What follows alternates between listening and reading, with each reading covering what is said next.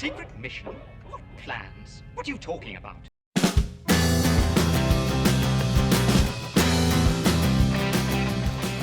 Hello everybody, welcome back to my channel. This is a TBR video for February, and the reason why I'm quite keen to do this is because I'm doing so many events and there's so many stuff that I'm already set myself up to read in February. I thought it'd be good to talk about it. So even though it's a TBR, there's about 20 books I'm going to mention, and I don't read 20 books in a month. I read about 7 or 8, maybe, probably 7 or 8, maybe a little bit more if they're smaller. There are a few books I'm finishing this month, and there's a whole pile I'm going to talk about, which is like possibilities. So I just woken up Ralph by going, so let's talk about what I'm going to read in February. As you probably know, I'm doing a deep dive on Ray Bradbury and reading everything I can, as much in order of publication as I can. And it's now the turn of The Illustrated Man. So this is the first Ray Bradbury book I ever read, the first one I ever owned. And I don't know if it's this particular one, it might be, but it was this cover, it was this edition, but I can't remember if I've rebought it or not. But it was this edition of The Illustrated Man that I had. And yeah, it's really, really popular. So I'm sure lots of people have read it that's watching this. So yeah, I'm quite excited to reread it again. And I know I loved it when I read it, but it was a long time ago. And a lot of people cite this as one of their favourite books by him. So yeah, that's the next one on the Ray Bradbury deep dive. So I'll be reading that in February. I'll also be reading End of Watch as part of the All About Holly event. So we've been reading Mr. Mercedes and then Finders Keepers. And this is the third one in the trilogy. All books where Stephen King has included the character Holly, who was the titular character from the latest book he released called Holly. But there's a few other books that she's in. She's in like 6 books before he produced Holly. So yeah, it's an interesting exercise, and I've really enjoyed this trilogy. So I'm looking forward to reading this one, End of Watch, which is the last one. And that's going to be read in February. So I'm also I'm going to talk about the Historathon now. So the Historathon is a year-long event that's been led by Vin at Revenant Reads. There's loads of co-hosts. I'll mention the co-hosts below. And we're in the middle of the first quarter, and I've been reading these ones. I'm so close to finishing this one, and I've got quite far on this one, so I'll still be reading these ones. And so that's going to be a thing. So History of Ancient Rome by Mary Beard. Really good, really good book. And this is really good as well. The Rise and Fall of the Dinosaurs. So that kind of takes up the prehistory element of it. But also, I did bring out a couple of books from the library. And it's kind of interesting. So this one is called Home. And it's a Time Traveller's Tales from Britain's Prehistory. So this would be more recently than the dinosaurs, I think. And it will be sort of prehistoric man, probably. So that's one I'm hoping to at least start in February. That'd be really cool. So this will probably be the tail end of the first quarter. But I'm going to start it in February. And also this one as well. I'm really excited to read this. A History of Pagan Europe. So I got that one out of the library as well. It's a Routledge book. So definitely reliable academic book. So it should be really good. A History of Pagan Europe. And I am going to read this in February as well. So those are the 4 books I'm going to be concentrating on. There is also the Terry Jones book over there called Barbarians, which I do want to include as well. I don't want to forget Terry Jones. But I'm kind of thinking I'll probably end the first quarter with Terry Jones. So I think I'm going to read that one in March. So that's what I'm hoping to read for the Historathon in February, this month. And then there's also Well, actually, kind of alongside that, in a similar kind of part of my brain, I'm also reading this, which is like a slow thing. I'm reading it slowly, deliberately, and this is like an analysis of God as we have defined it, as people, as humans. You know, the people that created God. What? You mean it's not the other way around? The other thing I'm going to be reading,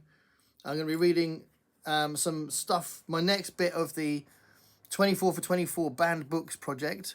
So that's been spearheaded, invented by MJ from Reading This Life, and I'm going to tackle George Orwell next. So I'm really excited to do this video. I'm going to do a video which is like a bit of it touched on lots of things with George Orwell. So I am going to be talking about 1984, which I reread recently. So I will go over it again for the video, but it was reread recently. So I'm going to look at that.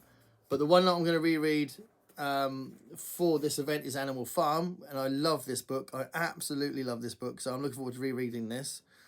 So Animal Farm, and then those two have both been banned, but this one has been banned as well. This was banned in Spain, and that's Homage to Catalonia. So I bought this recently. Last week I bought this to go alongside the others so I could do a video about all three books. And I also, a couple of days ago, don't know where it is, but I bought a book by George Orwell called Why I Write, and I'm going to be using that as well as part of the big picture. So I'm really looking forward to doing that. So I will be doing that in February as well for my next banned books project video. And then there's the Filmtastic February event. So I did announce that I was going to get involved in this. So I'm just going to go over some possibilities, some books that I could include. And I'm clearly not going to read all of these, but I'll just pick a few and then see how I get to by the end of the month. Okay, so these are different types of books related to film. So you've got a book associated with a film series. So this is a prequel book, the official movie prequel to The Dawn of the Planet of the Apes, and the book's called Firestorm. The Dawn of the Planet of the Apes is a fantastic film. Me and Mark Avon were chatting on Voxer about how the Matt Reeves films are so good, and you wouldn't necessarily expect it, because sometimes when a franchise is that long, they're a little bit more lazy with how they make the films, but the Matt Reeves films are so brilliant. So yeah, this is a prequel to the first one called Firestorm. So I could read that. I've got a couple of novelizations here. So there's Star Trek Wrath of Khan, which you may have recently found out was one of my favourite films, if you'd seen that video. And then The Force Awakens as well. I'm intrigued to know what the book is like. Alan Dean Foster wrote it, and there might be some extra stuff in there. And it'd be interesting to read it, rewatch the film, see what the differences are. So there's that one as well. That's a possibility. I could finally get around to reading Tarzan, Lord Tarzan of the Apes. I was going to say, it's not just Tarzan of the Apes. When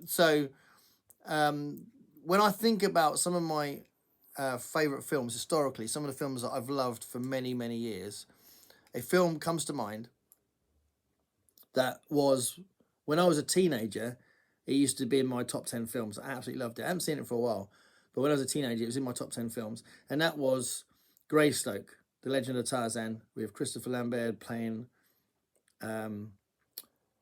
Tarzan, and Ian Holm playing his teacher and all that sort of stuff. Andy McDowell. I absolutely love that film. So I'd like to, I could see that again. I could watch that and then see it again, because there's bound to be loads of differences. But it'd be a nice excuse to watch that again if I